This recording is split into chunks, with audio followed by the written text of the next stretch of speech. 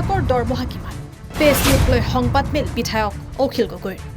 বৰ্তমান বিধায়কৰ বেছিক দৰমহা ৮০,০০০ টকা বিধায়কৰ অন্যান্য ভাত্তা সৰ্বমুঠ ৯৩,০০০ বৰ্তমান বিধায়কৰ দৰমহা মুঠ ১,৭৩,০০০ প্ৰাক্তন বিধায়কে পেঞ্চন লাভ কৰে ৬০,০০০ টকা মুখ্যমন্ত্ৰীৰ বিৰোধী দলপতি মন্ত্ৰীৰ দৰমহা বেলেগ বেলেগ শেহতীয়াকৈ হিমন্ত চৰকাৰে মন্ত্ৰী বিধায়কৰ দৰমহা বৃদ্ধি কৰিবলৈ সিদ্ধান্ত গ্ৰহণ কৰিছিল মন্ত্ৰী বিধায়কৰ দৰমহা ৫০% বৃদ্ধি কৰাৰ সিদ্ধান্ত লৈছিল চৰকাৰে যাৰ বাবে ইতিমধ্যে বিধানসভাৰ অধ্যক্ষ বিশ্বজিৎ দৈমাৰীয়ে এখন কমিটিও গঠন কৰি দিছে কিন্তু ইয়াৰ পিছতে হিমন্ত চৰকাৰে মন্ত্ৰী বিধায়কৰ দৰমহা বৃদ্ধি কৰিবলৈ লোৱা সিদ্ধান্তৰ বিৰোধিতা অখিল গগৈ হিমন্ত চৰকাৰৰ এই সিদ্ধান্ত এয়া জনগণ বিৰোধী সিদ্ধান্ত দুৰ্ভাগ্যজনক আখ্যা বিধায়ক অখিল গগৈ শুনোৱা হওক কি কৈছে বিধায়ক অখিল গগৈ এতিয়া আন এটা বিষয়ৰ ওপৰত আপোনালোকৰ সন্মুখত মই এটা বক্তব্য দাঙি ধৰিব খুজিছোঁ কালি অসমৰ সংবাদ মাধ্যমত প্ৰকাশ পাইছে যে বিধায়কবিলাকৰ দৰমহা বঢ়াব খোজা হৈছে একদম স্পষ্টভাৱে আপোনালোকক জনাব খুজিছোঁ যে ৰাইজৰ দলে এই মুহূৰ্তত অসমৰ বিধায়কসকলৰ দৰমহা বৃদ্ধিৰ বিৰোধী অতি স্পষ্টভাৱে আমি ক'ব খুজিছোঁ যে আজিৰ দিনটোত এজন বিধায়কে যিমান দৰমহা পায় সেইটো এজন বিধায়কৰ কাৰণে যথেষ্ট বুলি আমি ভাবোঁ নম্বৰ 1 নম্বৰ 2 আজিৰ দিনটোত অসমৰ এজন বিধায়কে পেঞ্চন পায় আৰু ফেমিলি পেঞ্চনো পায় অথচ সেই বিধায়কে আকৌ সেই চৰকাৰে আকৌ আমি দেখিবলৈ পাইছোঁ যে চৰকাৰী চাকৰিয়ালবিলাকৰ পেঞ্চন নাইকিয়া কৰি OPSৰ ঠাইত NPS কৰাৰ ব্যৱস্থা কৰিছে গতিকে এইটো একদম সাংঘাতিক ধৰণৰ জনগণ বিৰোধী এটা সিদ্ধান্ত যি সময়ত বানপানী হৈ আছে সেই সময়ত বিধায়কৰ দৰমহা বৃদ্ধি কৰিবৰ কাৰণে কৰা কুচকাৱাজ কেতিয়াও মানি ল'ব নোৱাৰে এই মুহূৰ্তত মই আপোনালোকক বিধায়কে কিমান দৰমহা পায় আমাৰ পে স্লিপৰ পৰা আপোনালোকক কৈ দিব খুজিছোঁ এজন বিধায়কৰ বেছিক দৰমহাটো হ'ল ৮০,০০০ টকা মুখ্যমন্ত্ৰীৰ বেলেগ বিৰোধী দলৰ দলপতিৰ বেলেগ তাৰপিছত আকৌ মন্ত্ৰীবিলাকৰ বেলেগ আৰু আপোনাৰ অধ্যক্ষ আৰু উপাধ্যক্ষ বিধানসভাৰ তেখেতসকলৰ অলপ বেছি কিন্তু এজন সাধাৰণ বিধায়কৰ দৰমহা হ'ল ৮০,০০০ টকা তাৰপিছত কনষ্টিটুৱেঞ্চি এলাউন্স বুলি আমি সমষ্টি এটা এলাউন্স পাওঁ সেইটো হ'ল ২০,০০০ টকা এইটো তাৰপিছত কণ্টিনজেঞ্চি এলাউন্স বুলি আমি ৩০,০০০ টকা এটা পাওঁ তাৰপিছত কনভেয়েন্স এলাউন্স বুলি আমি ১৫,০০০ টকা এটা পাওঁ তাৰপিছত পাৰ্লিয়ামেণ্টাৰী এছিষ্টেণ্ট এলাউন্স তাৰমানে আমাৰ PAক ৰাখিবৰ কাৰণে আমি টকা ১০,০০০ এটা পাওঁ তাৰপাছত কেম্প অফিচ এলাউন্স বুলি ১০,০০০ টকা এটা পাওঁ আমাৰ নিজৰ অফিচ মেইনটেনেন্সৰ কাৰণে আমি টকা ১০,০০০ পাওঁ আৰু টেলিফোন চাৰ্জৰ কাৰণে আমি ৬,৫০০ টকা পাওঁ আৰু নিউজ পেপাৰৰ কাৰণে ১৫০০ টকা পাওঁ সৰ্বমুঠ এজন বিধায়কৰ সৰ্বমুঠ দৰমহা হৈ গৈ সকলোবিলাক লগ লগাই সৰ্বমুঠ হৈ গৈ ১,৭৩,০০০ টকা তো গতিকে যি সময়ত এজন বিধায়কে ১,৭৩,০০০ টকাৰ সৰ্বমুঠ তেওঁ ড্ৰ কৰে দৰমহা হিচাপে ১ নম্বৰ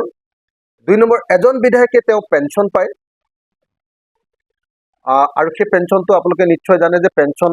২০,০০০ কি পেঞ্চন ৪০,০০০ টকা আৰু হেল্থৰ কাৰণে মেডিকেল এলাউন্স পায় ২০,০০০ টকা মুঠ ৬০,০০০ টকাৰ পেঞ্চন পায় আজিৰ দিনটোত এজন বিধায়কে আৰু এতিয়া বাতৰি কাকততে পঢ়িবলৈ পালোঁ যে এতিয়া অসম বিধানসভাই বিধায়কসকলৰ দৰমহা বৃদ্ধি কৰিবৰ কাৰণে ব্যৱস্থা কৰিছে বাতৰি কাকততে খবৰ পালোঁ যে অসম বিধানসভাই বাতৰি কাকততে খবৰ পাইছোঁ দেই যে অসম বিধানসভাই ইতিমধ্যে অসম বিধানসভাৰ কমিটিৰ পৰা পাছ কৰি ইতিমধ্যে অধ্যক্ষৰ হাতত দাখিল কৰিছে আৰু অধ্যক্ষই ইতিমধ্যে সুভাষ দাস ডাঙৰীয়াক অধ্যক্ষ হিচাপে লৈ এখন কমিটি তৈয়াৰ কৰি দিছে এই খবৰ আমি ইতিমধ্যে লাভ কৰিছোঁ আৰু সেই কমিটিয়ে অচিৰে বহি লৈ সিদ্ধান্ত ল'ব বুলি জানিব পৰা গৈছে আৰু তাৰ পাছতে অসম বিধানসভাত সেই কমিটিৰ প্ৰতিবেদনৰ ভিত্তিত অসম বিধানসভাত আমাৰ যিখন এক্ট আছে দৰমহাৰ, সেই এক্টখন সংশোধন কৰি দৰমহা বৃদ্ধি কৰিবৰ কাৰণে ব্যৱস্থা লোৱা হ'ব।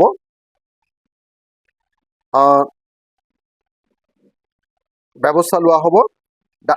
Assam speakers and deputy speakers salary and allowances and amenities act 2018 এইখন সলনি কৰা হ'ব। সলনি কৰি নতুন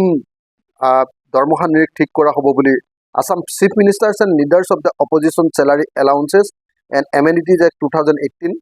এনেকৈ 3খনমান এক্ট আছে। সেই এক্টকেইখন সলনি কৰি সংশোধন কৰি বিধানসভাত দৰমহা বৃদ্ধি কৰিবৰ কাৰণে যত্ন কৰা হ'ব। মই অসমৰ ৰাইজক প্ৰতিশ্ৰুতি দিছোঁ যে অসম বিধানসভাত যেতিয়া বিলখন আহিব, সেই বিলৰ বিৰুদ্ধে ৰাইজৰ দলে তীব্ৰ প্ৰতিবাদ কৰিব। আমি ৰাইজৰ দলে বিধায়কসকলৰ দৰমহা, মুখ্যমন্ত্ৰীৰ দৰমহা আৰু স্পীকাৰৰ দৰমহা এই মুহূৰ্তত বৃদ্ধি কৰাৰ পক্ষপাতী নহয়। আমি ইয়াৰ দৰমহা বৃদ্ধিৰ প্ৰচেষ্টাক তীব্ৰ বিৰোধিতা কৰিছোঁ আৰু বানপানীত ককবকাই থকা এই সময়ত এনেকৈ দৰমহা বৃদ্ধি কৰিবলৈ লোৱা ঘটনা দুৰ্ভাগ্যজনক আৰু জনগণ বিৰোধী বুলি আমি ঘোষণা কৰিছোঁ। আৰু একেটা সময়তে আমি ক'ব খুজিছোঁ যে যি সময়ত অসম চৰকাৰে, ভাৰত চৰকাৰে অসমৰ কৰ্মচাৰীবিলাকৰ পেঞ্চন নিদিবৰ কাৰণে সিদ্ধান্ত লৈছে, নতুন পেঞ্চন স্কিমলৈ আহি গৈছে। এতিয়া কোনো স্থায়ী পেঞ্চন, পুৰণি পেঞ্চন ব্যৱস্থা নাই। অথচ এজন কৰ্মচাৰীয়ে অতি কমেও 20 বছৰ, 25 বছৰ, 35 বছৰ চাকৰি কৰে। আমি 5 বছৰৰ কাৰণে কেৱল MLA হওঁ, কোনোবাই 2বাৰ 3বাৰ হয়, সেইটো বেলেগ কথা। কিন্তু আমাৰ কাৰ্যকাল 5 বছৰীয়া। আমি এই 5 বছৰীয়া কাৰ্যকালত এজন চাকৰিয়ালতকৈ দৰমহাও বেছিকৈ পাওঁ আৰু তাৰ পাছত গোটেই জীৱনৰ কাৰণে আমি পেঞ্চন আৰু ফেমিলি পেঞ্চনো পাওঁ।